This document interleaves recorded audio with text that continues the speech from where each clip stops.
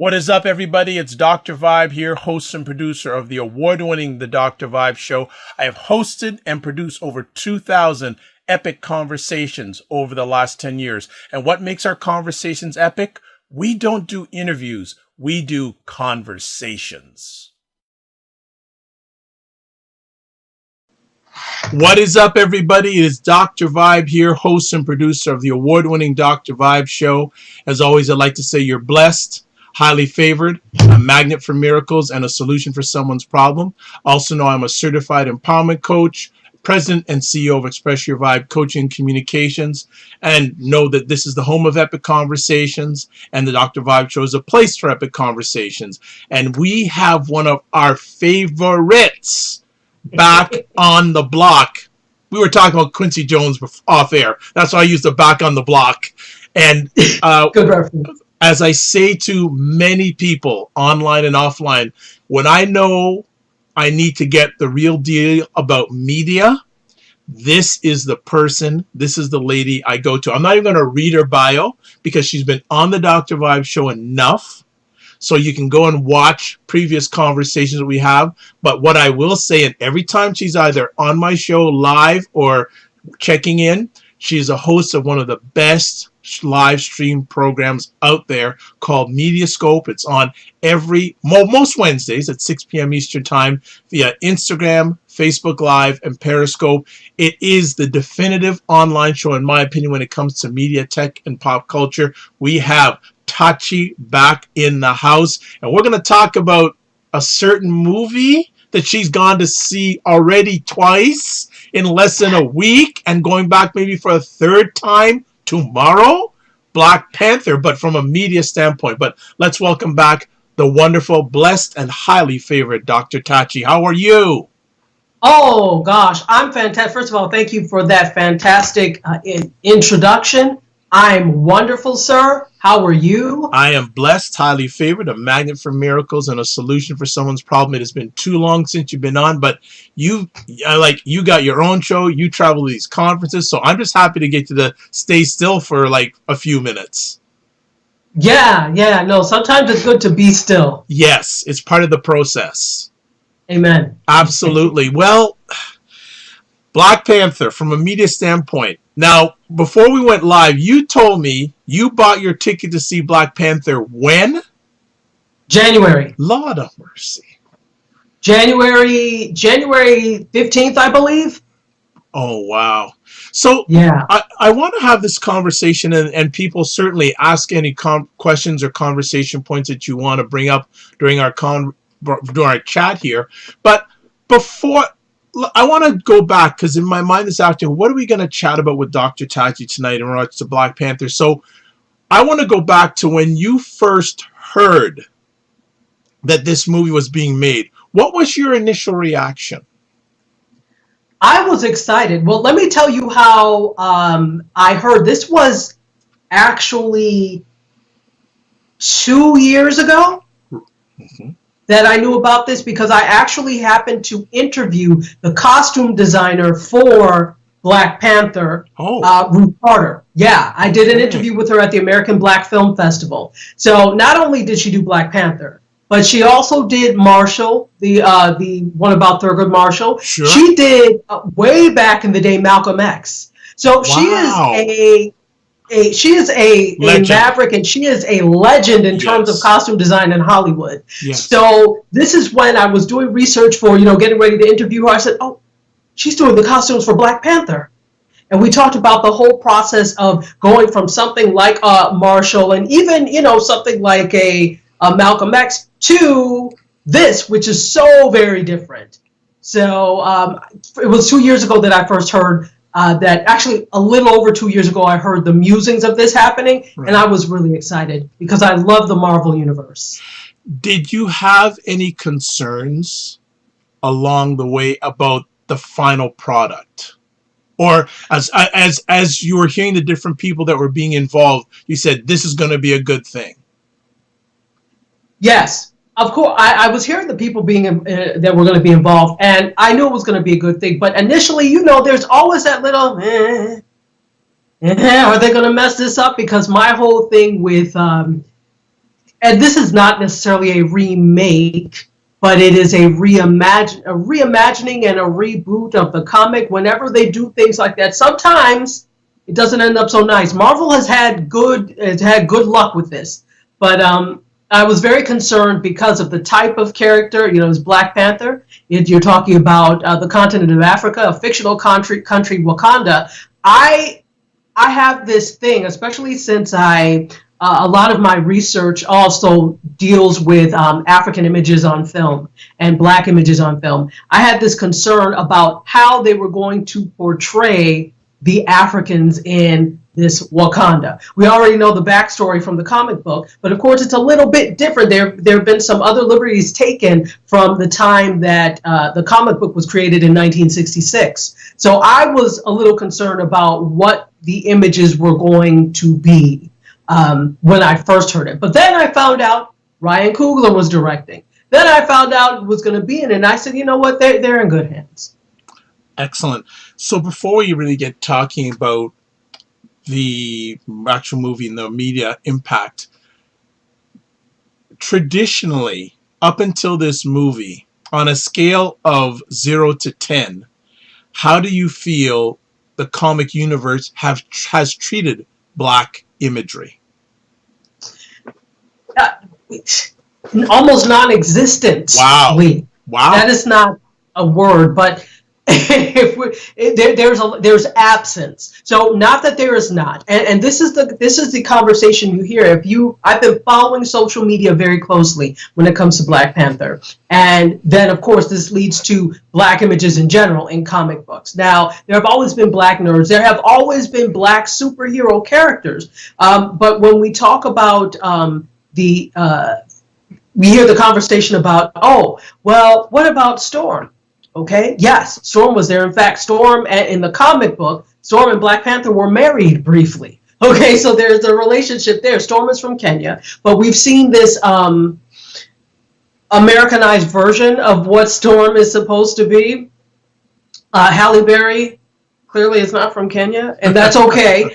But we see a romanticized version of what they thought Storm was safe to be. And to be honest, at the time that came out, it may not have been somebody like a Lupita Nyong'o may not have flown as a Storm. We've kind of evolved a little bit since then.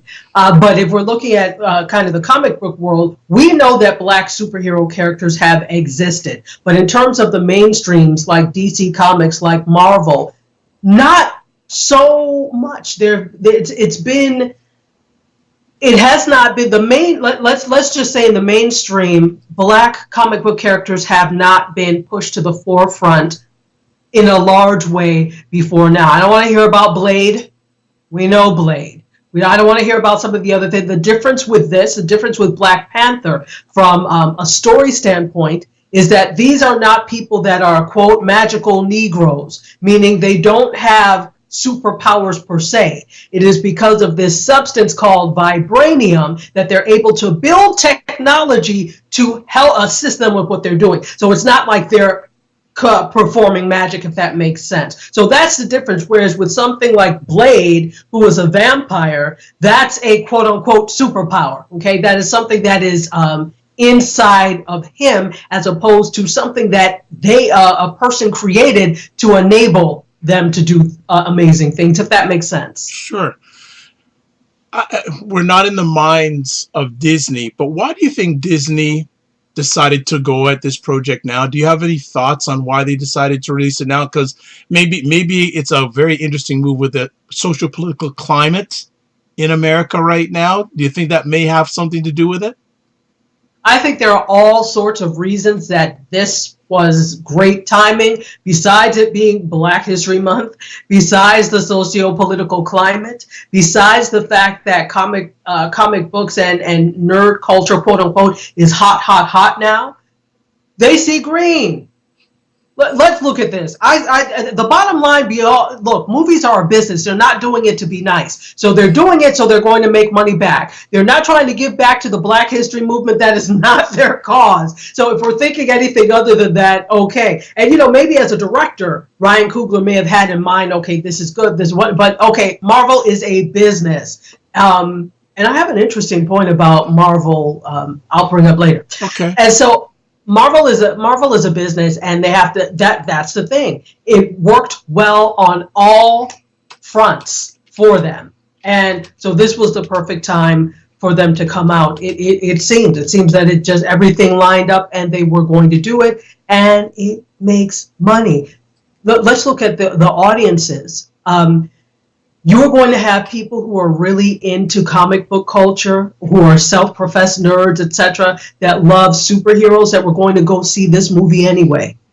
Black people were going to go see this because it's a majority black cast movie, and you have not seen something like this in this strain in a very long time. All the movies that they're like, what about this? What about that? Can you really compare them to a Black Panther? I don't think you can. And then, they didn't have across the board the level. And it's not just the cast, it's also the writer. It's also the director. Okay, so you're looking at it. This is something completely different. This is a different animal altogether than past movies. So this is far from a cabin in the sky. So how do you feel the media response has been to this movie? And I want to break it down comparing the black media response to the non-black media response to this movie.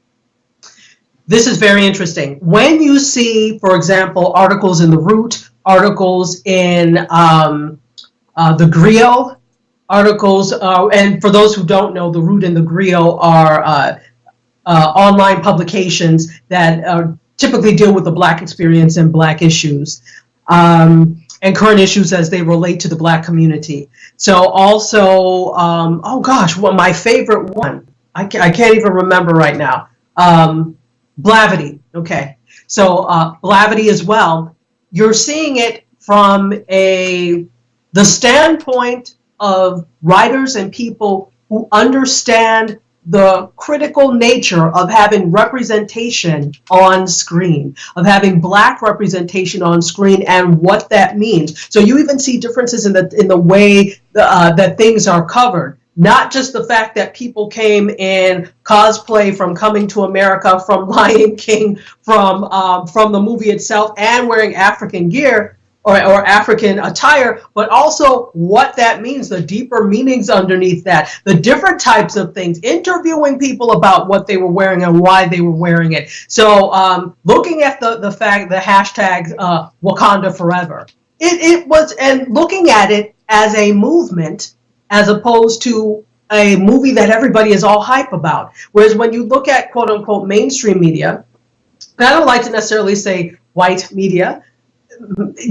mainstream media, which kind of does equal that. You're right, Dr. Hyde. When you look at mainstream media, they're looking at numbers. Of course, we're looking at numbers too, but numbers are not the operative thing, because we already knew that we could sell out theaters. We already knew that people would be receptive to seeing this type of story, and it doesn't matter that the cast is, but we know this.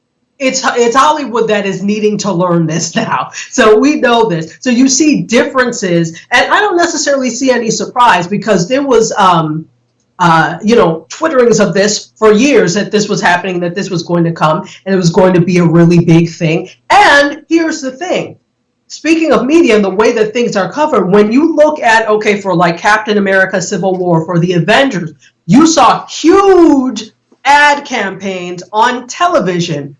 I barely saw, in fact, I only started seeing Black Panther trailers on television once the movie came out. Now, you could just say, were you not paying attention? That could very well be. But the point is, even if I didn't want to see for Captain America Civil War and the Avengers, I ended up seeing it anyway, simply because. But there was a lot, most of the advertisement for this was done online. There was a lot of social media, huge social media campaign, which is a stark difference to some of the other Marvel films. So in terms of the way it's been covered, and we've done a lot of word of mouth and social media passing on. if you look at people's social media accounts, there was one that I looked at, and it was a count every few so often in her Instagram. She would have a countdown, and it would be a picture from the film, and then over it would be 10. And she counted all the way down to 1, meaning one day before the movie. So that was our way of spreading what was going on. We were being griots in that case. How savvy of a move was it for Disney to do the majority of their marketing via social media? Very savvy. It proves that you don't have to stick with the model of old advertising. When we look at advertising, and it still really harkens back to the days of the 1800s and newspapers and yellow journalism, and not much has changed since those days. Maybe delivery method, but not much in terms of that. So the fact that they actually took to social and did a lot of this on social is brilliant, because you're trying to reach the audiences who are interested in this. So of course you've got a lot of Gen X that are interested in the Marvel universe, but you've also got a lot of millennials. What do millennials use? Social media. So they went where their audience was, and that's what advertisers have to start to do. And this is a whole other conversation, but advertisers are usually very leery of doing things like putting a lot of money into social media campaigns, because they don't know that they're going to get the eyes. That's why they do things like, oh, well, we only want influencers that have XY amount of followers and get this amount of views, because they're still thinking with an old model of advertising. So on Marvel's end, this was brilliant, and it proves that social media can work as an advertising tool.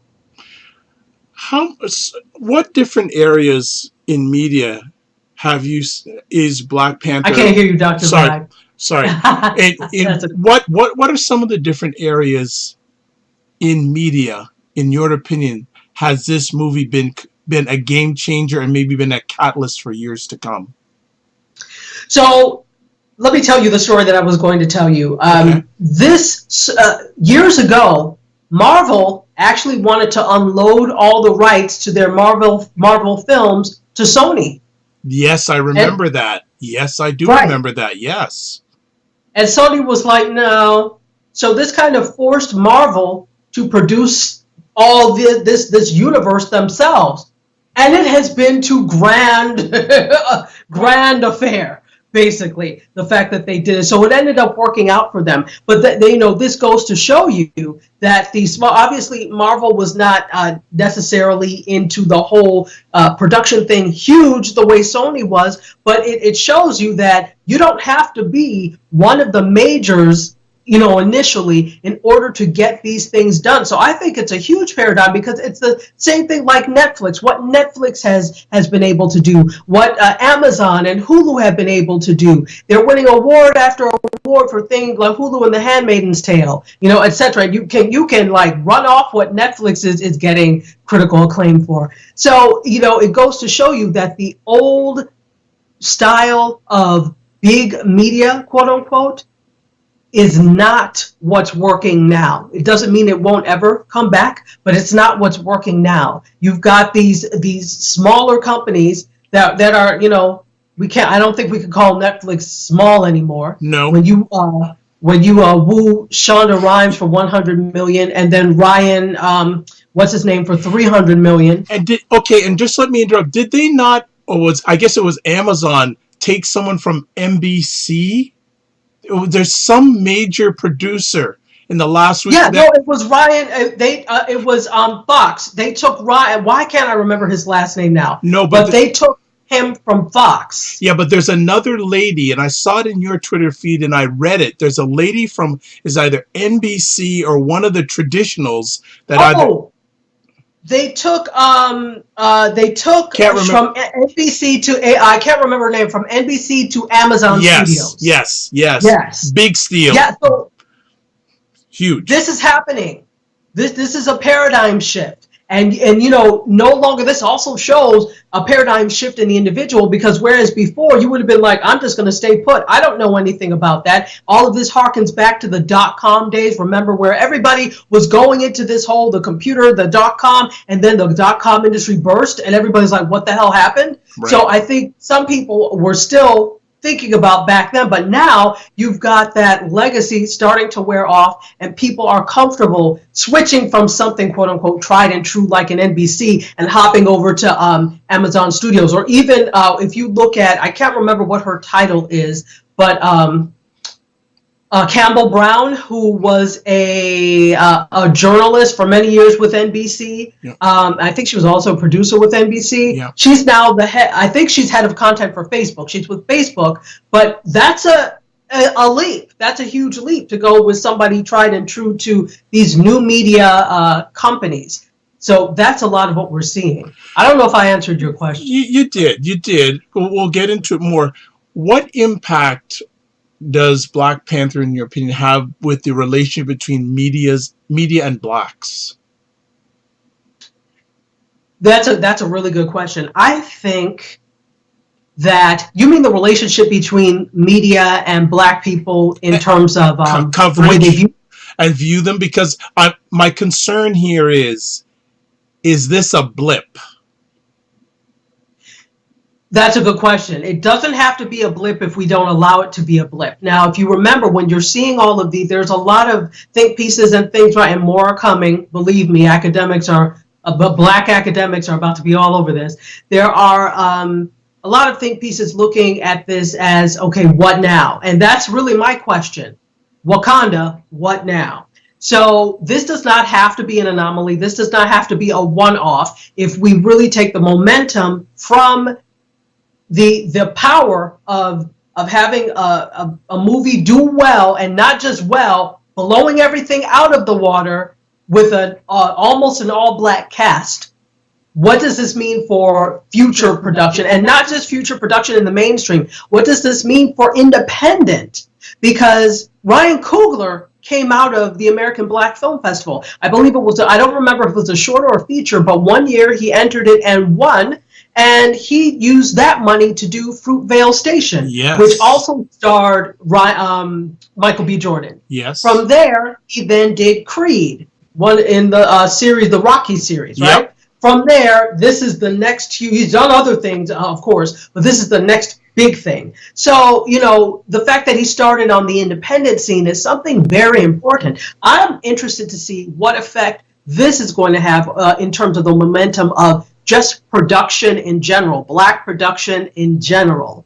So it's not always about, now because we have an all-black film, we can all get jobs at Marvel. What? No, that's not what the point is, and that's not what it's about. That shows you the possibilities of what can be. I need you to go and do it. And so it's going to be interesting to see where we pull together in terms of media to produce ourselves, yes, rather than just allowing or waiting for mainstream media outlets to give us the okay to do it or bring us aboard to do it.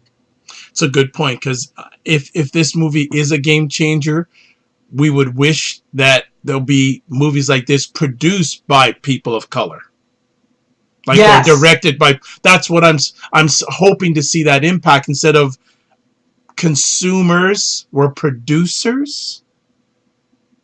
And I really want, and I think it's great you also mentioned about what is this going to do to the whole area of independent filmmaking? Is it going to open up that window?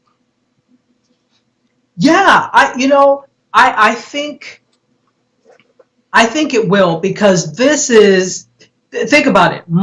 I shouldn't say most, but many people don't necessarily go to an independent theater or a film festival. The ones that you see that do this is a special niche of people that are film aficionados anyway. So you're not going to get the average mainstream person that is going to do this. Something like this, where people know Ryan Coogler came out of the independent circuit. A lot of people came out of the independent circuit initially, and then they were able to do this. That knowledge alone, I think, will let people know, well, that's where they started. This is where I can start. For those who are wanting to get into it. And for those who are already producing independently, which a lot of us are, I think it's just a bigger push to do things, because guess what? Because Black Panther sold so well, you're going to be more likely probably to get a second look at sponsorship, to get somebody wanting to invest in things because they know black sells. They know good scripts sell. So if you're able to do those types of things and produce something good, this is the hesitation will probably be gone. Whereas there was more hesitation before. This, I think, has opened up the game for both mainstream and independent television and film. I'm just praying that this happens, because something tells me in the back of my head the old guard is only gonna let a little bit of the top. Like, they've opened up the top for Black Panther. Well, that's Black Panther. That's something special. It's a comic book series. I don't know if they'll open up the top or their thought process to take chances on wider opportunities, because I can hear them saying, well, Black Panther's been around, it's been a comic book series, etc. Why should I take a risk on you, because there's no traction in the past, if you understand where I'm coming from. Oh, absolutely. And let's be clear. Hollywood likes to work with who they know, because Hollywood is very adverse to risk, and media in general is very adverse to risk, and they want to make money. And so if you're an unknown who has never done anything before, doesn't have any relationships with any of these studios or producers or production companies, I understand they're risk adverse, they may not. But my question to everyone is, then are we going to wait for them to say, to give us the opportunity to do it? No, this shows you what we can do and what we're capable of doing. So now let's do it ourselves. There's no reason, and that's not saying that you cannot also participate in mainstream things, but for every Black Panther, let's just say that entire cast of Black Panther, let's say that there were, just the cast alone, let's say that there were a good 300 people involved, okay, between all the extras and everything. Let's just say that there were a good 300 people. For every 300 people, which means a full cast of Black Panther, there are thousands of other people who are not going to get that opportunity. So are we going to wait until it's their turn? No. I think there's room now. We just have to produce it. And it comes with using platforms like what you're doing, Dr. Vibe, and not just saying, oh, television and big screen are the only ways to get your content across. There are people that are already doing things, creating amazing web series that are raising money through Kickstarter and doing it. Now, again, people have to understand, it's not getting your work out there and having it seen is not initially going to sit you on easy street money-wise. And for some people, it may never. You really have to do this because you desire to see Black images on screen, and you love this field and you love doing it. That doesn't mean you can't get paid. You absolutely can. You absolutely can monetize. But if monetization is your only goal, you are going to end up with churning out rubbish just because.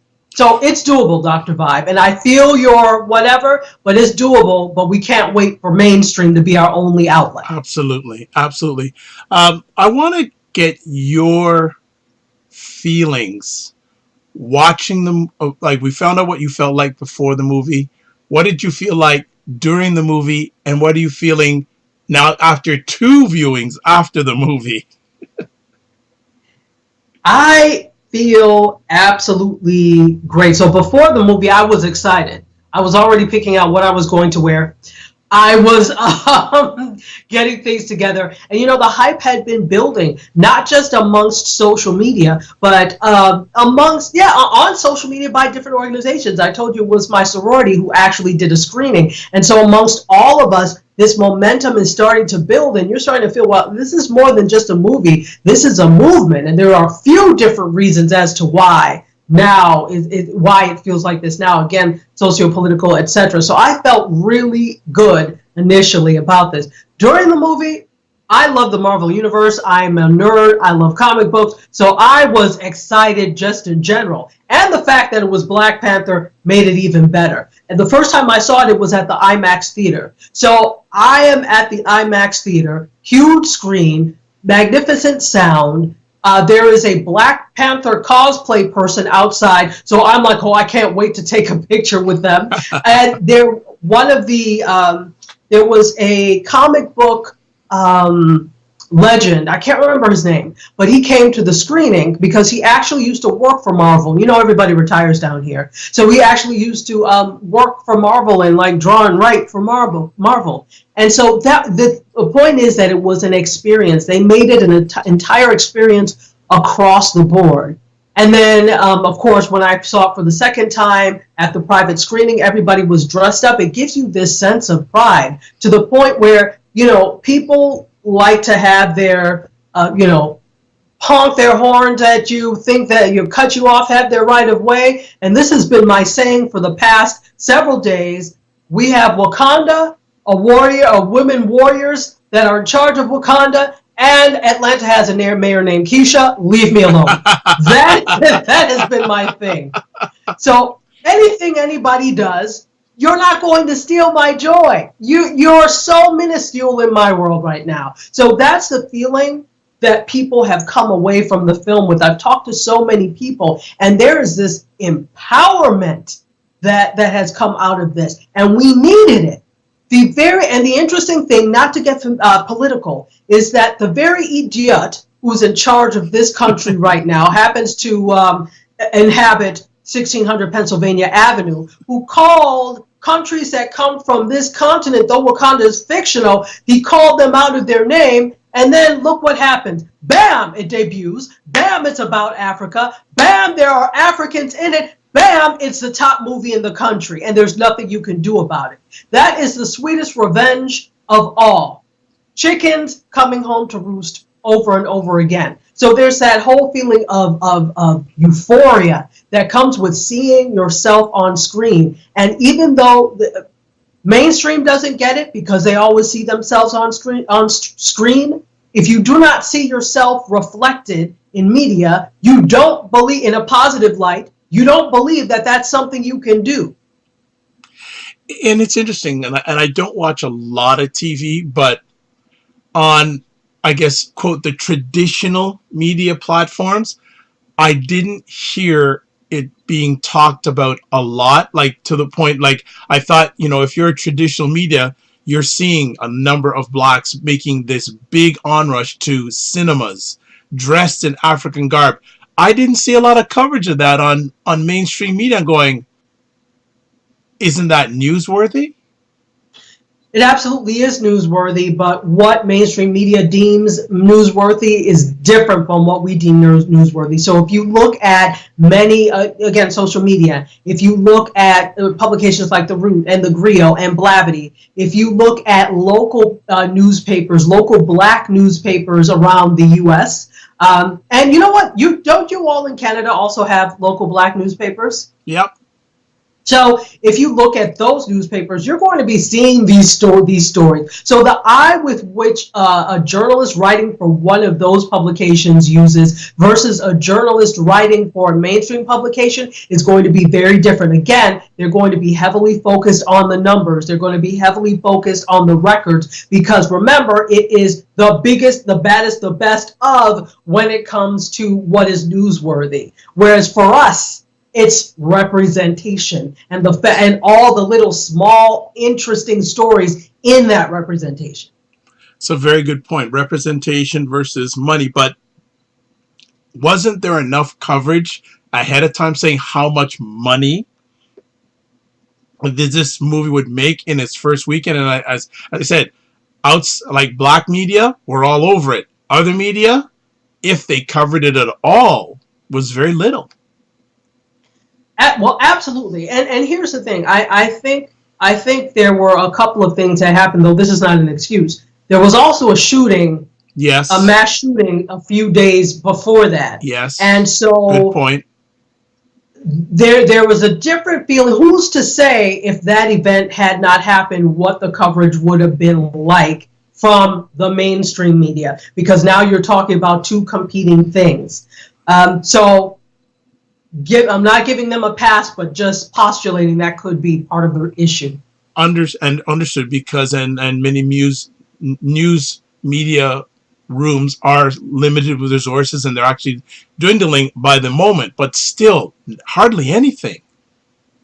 Yeah, no, you're right. I mean, even down to the commercials, and we're not seeing the ads and the trailers for it. You're absolutely right. Again, I would like to see or like to think that had this event not happened, that there would have been more coverage, but I really don't know that that would be the case. And guess what? We proved that we don't need your raggedy coverage because we were able to excel without it. And this is what we've always done. Our organizations are nowhere near covered to the same extent or as much or in the same way that mainstream, quote, organizations are.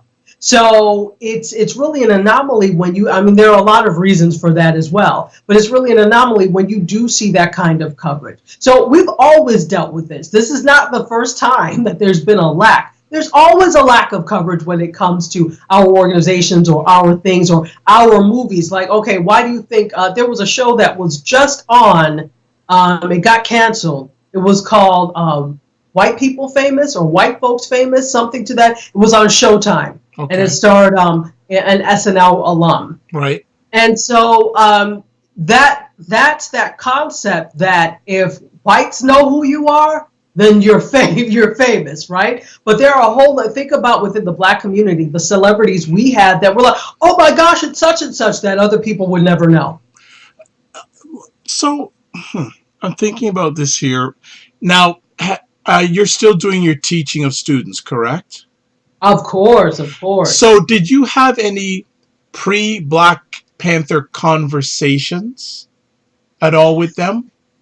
Not so much. Remember that most of my teaching now is online, and even though I do have these conversations with them, and I did post, with one or two, I put up the, what do you think about Black Panther, that type of thing. And they were happy that it was coming out, but I haven't had anything too deep with students. Deeper conversations have been online and in forums like this.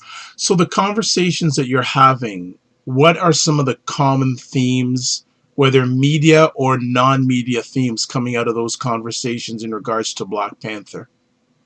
Oh, definitely this sense of home.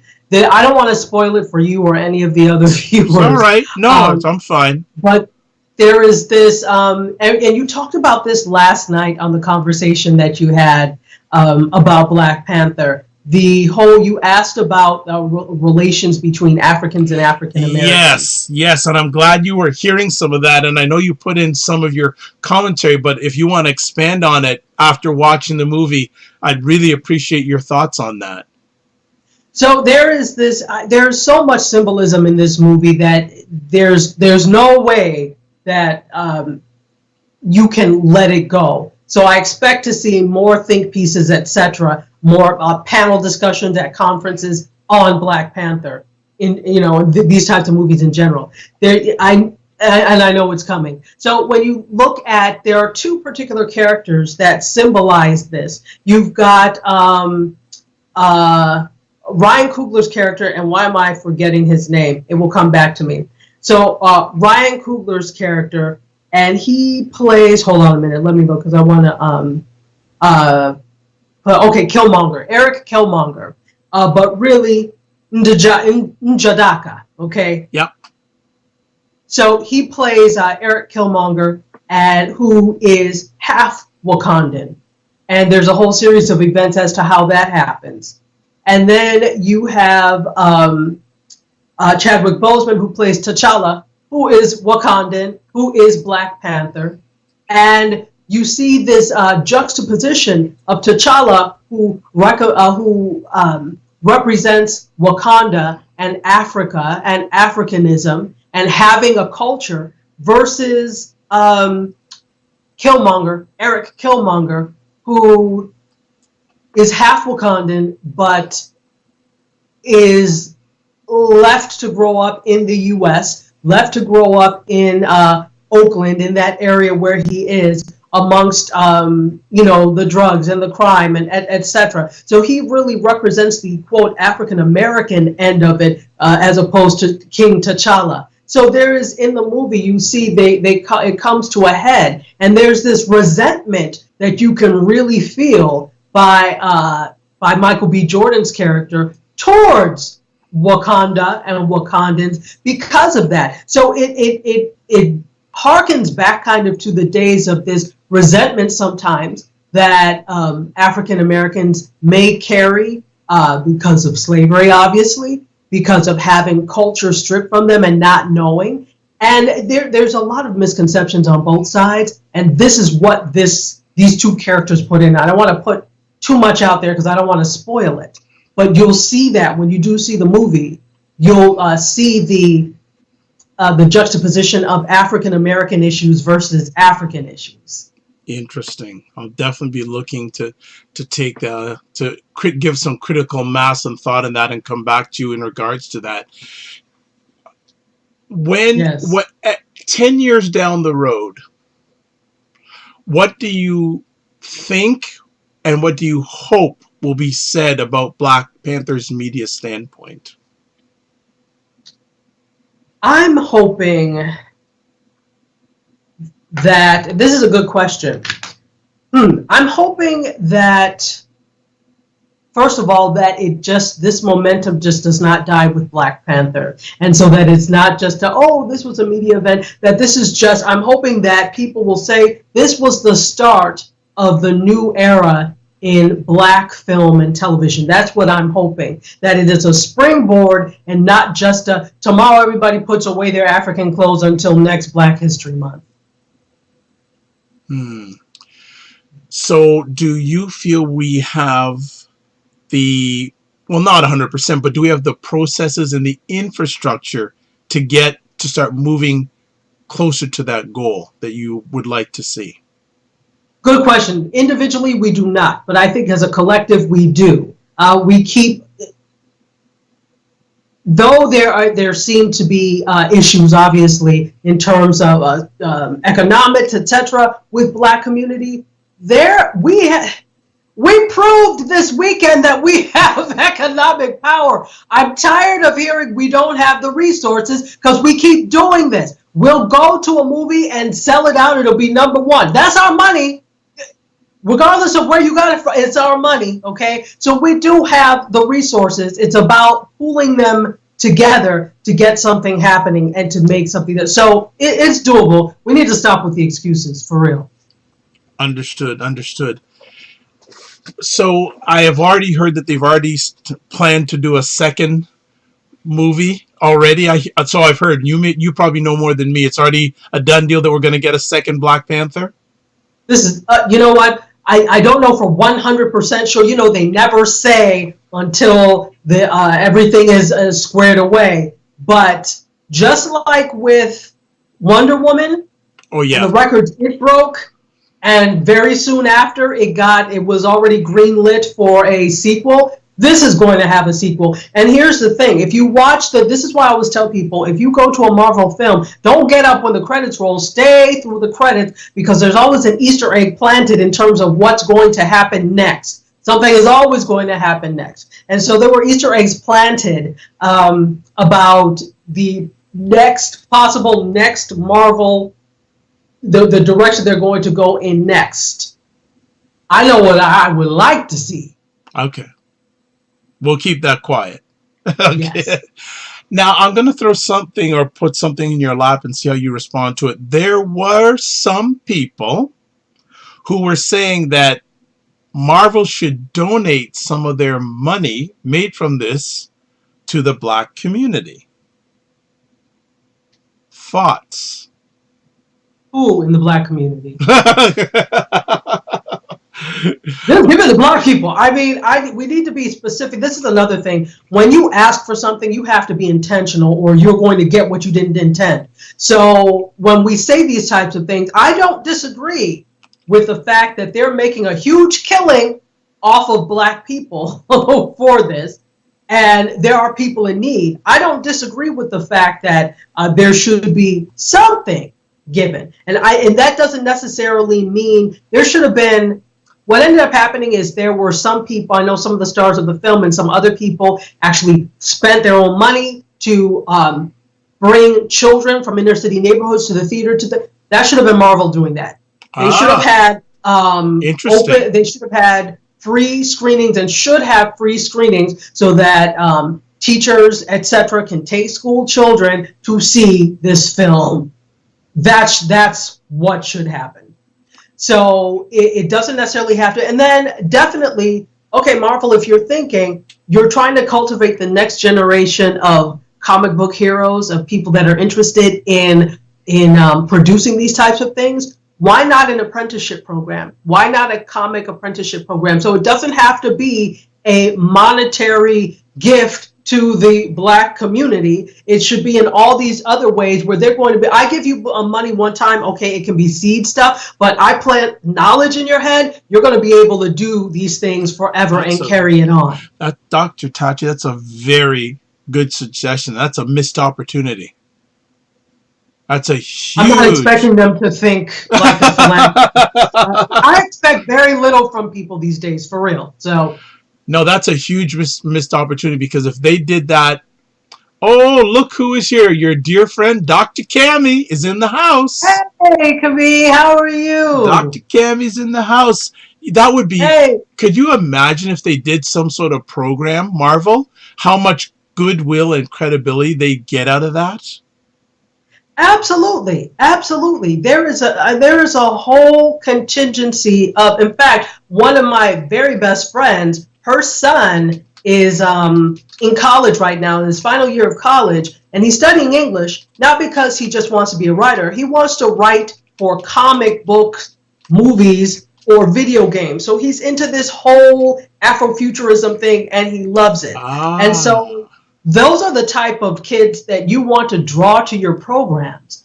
I don't understand, but you know what? Usually what happens is it takes somebody, it always takes us, the diversity officers of the world, to say, hey, why don't you? Because they will never do it on their own. Because not that they're not necessarily smart enough to devise that, but they don't have to. And so they don't think about those things. It's always left to us to bring up the fact of, hey, you know, maybe you want to have some women, or maybe you want to have some people of color here. And actually, you bring up another good point here. And I was in another conversation last week with a lady named Aisha Staggers. And one of the things that she brought up, and she's on the Dr. I show every week now. She's fantastic. But she was talking about the whole area of Justin Timberlake and the Super Bowl performance, and she felt that he hasn't really that Janet Jackson hasn't really been given a pass since that incident, though Justin Timberlake seems to be given a pass. And she was talking about the whole portrayal of Black women in media, and it's interesting to see in this movie how much a high platform Black women are given, and hopefully that will shift the paradigm a little bit of Black women's portrayal in media. Oh my goodness. Not just, I 100% agree. Not just in terms of what they're able to do, not just in terms of their strength, not just in terms of the fact that you have a strong Black woman head of basically fighting forces, protecting the kingdom. That's huge. That you have the top scientist in the country is the sister of the king, and she's like a teenager basically. That's huge for representation in math and science. That's huge for representation in terms of military and armed forces, that type of thing. And then let's be clear and let's be real. Hollywood has not had a good track record, you know, until recently. You're starting to see this, but originally, if you were darker than a certain skin tone, you are not going to be picked to be lead anything in Hollywood. And then especially representations of one interesting thing about this, because you know I'm Nigerian, and I love the fact that there are an awful lot of Africans and descendants of Africans that are in this film, and you see all skin tones, but you see darker skinned women, which was not something that was considered beautiful before. So that is huge. So even on top of the representation of displaying strong Black women, you're showing that Black women come in hues darker than darker than caramel. And not that there's anything wrong with it, but when all of the roles go to so women that look a certain way or have a certain type of hair, it's problematic in terms of representation because it counts out all the other little girls who don't look like this. This says something to little girls like, oh, you can. And all Black little girls, not just dark-skinned ones, all Black little girls. But it's good to see that representation in terms of color as well. Well, I'm glad you shared about that because I haven't heard too much commentary on that angle from the media. Oh, I'm going to say it. Oh, I know you're going to. That's why I have you here, because you say a lot of things that should be said that most people aren't going to say or are afraid to say, that speak to power, so to speak. Yeah, absolutely. Let me ask, when you've gone to the screenings, what has the demographic of the audience been? And I know it's probably mostly Black, but I want two-part question. A, okay. What percentage non-Black have been in the theater? And then of the Blacks that are attending, what percentage male versus female? Good question. So it depends. So let me go with my experience. I went to an IMAX theater, and it was I think it was a half and half. And it depends on where you go to see this film, to be honest. If you are somewhere out in a suburban area, very far away, there you may not have as many Black people, or you may not have as much diversity. Whereas if you're closer to an urban center, you're going to get a little bit more diversity. So for me, I live in an urban center, but the IMAX theater was, about half and half. But then what's happening is you have a lot of private screening events. So the private screening event we had, it was basically all Black, right. That type of thing. So you're seeing a lot of that. You're seeing a lot of churches. You're seeing a lot of fraternities and sororities and civic groups doing outings to these things. Yes. So that's going to add to the Blackness yes. of the theater.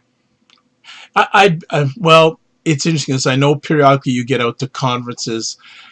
I'd be very interested if you get the opportunity to ask non-people of color, A, if they've seen the film, and B, what they feel the impact had on them and the potential impact it would have on the social economic climate. I think it'd be a very interesting question.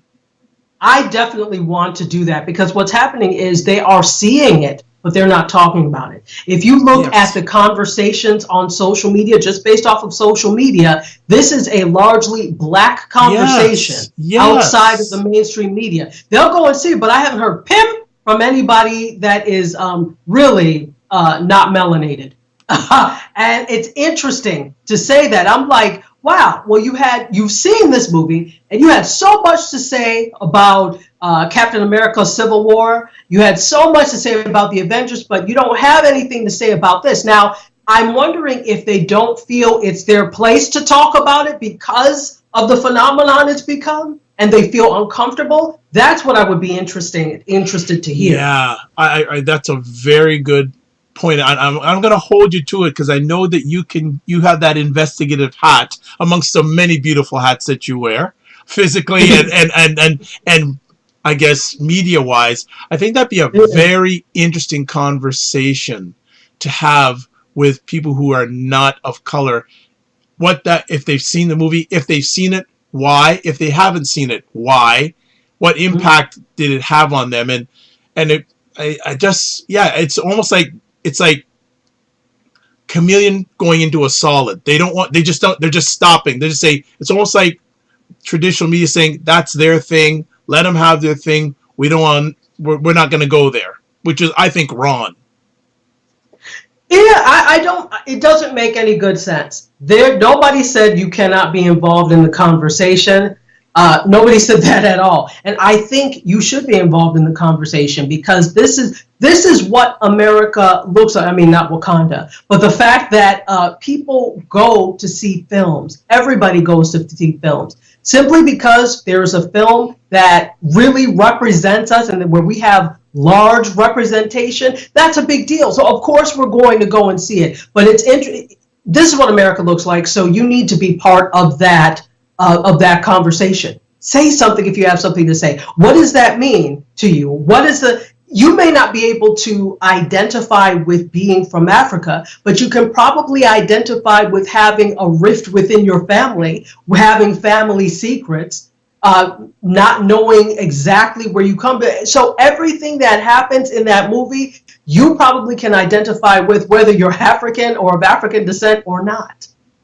Well, that is a good closing conversation piece for us. I'm going to ask you one last thing in regards to Black Panther and a media standpoint. I had a conversation piece in my head and I forgot it. Okay, let me go with something else here.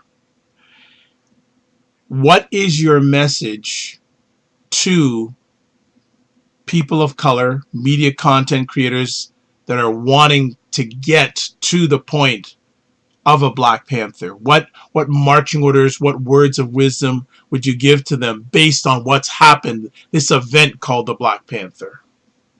So Black Panther is relative. Black Panther is really just a metaphor for creation, content creation by Black people. Just because it's at that level of a Black Panther does not mean every single production is going to be. So my thing is, like, definitely aim high. Aim for as much exposure as you can get. Aim for Black Panther status, absolutely, because when you aim for the stars, when you fall, you have very little weight. You might fall on a star. So you may not reach that top one, but you may fall and be somewhere near it. So even if you don't get to that level, in your own world, be your own Black Panther, if that makes any sense. Wow, you need to be the best of where you are.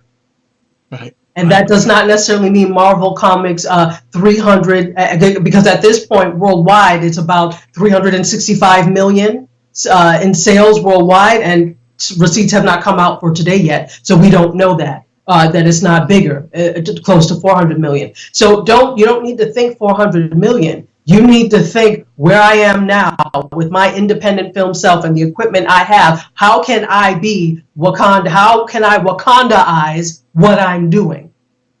Like it. I would just add on that, Ryan Coogler started somewhere. And yes. And the environment that he started in wasn't as advanced as the environment we're in right now. He has paved the path. He did his Fruitville Station. He did his Creed. He's done his Black Panther, but it was a progression, seemed like an Ava DuVernay. They had to start from somewhere. And they had to build, they had to build, they had to build. And I'm sure they don't forget where they came from, and they still have struggles. I'm sure they still have challenges. So I think that for people who are wanting to get that media content out there, I say be persistent and consistent. And if one door shuts down, there's another door you can knock on. As I always say, the more no's you get, the closer you get to your yes. And I'm sure if we had Ryan on here now, I'm sure people said no to him a number of times, but it got closer to his yes. It got closer to his Black Panther. Absolutely. Absolutely. Fantastic. Well, Dr. Tachi, you did it again. You hit it out of the park, as always, with your partner in crime, Dr. Cami, watching your back online. Jeez. I was trying to pull it up, and I couldn't find her. So no problem. Well, as always, I'd like to thank you for taking time out of your positive, productive schedule. If people want to find out more about you, what do they need to do? Oh, just go to @Tachiada, TACHIADA on Twitter, and you can get at me that way. I'm also @Tachiada on Periscope, and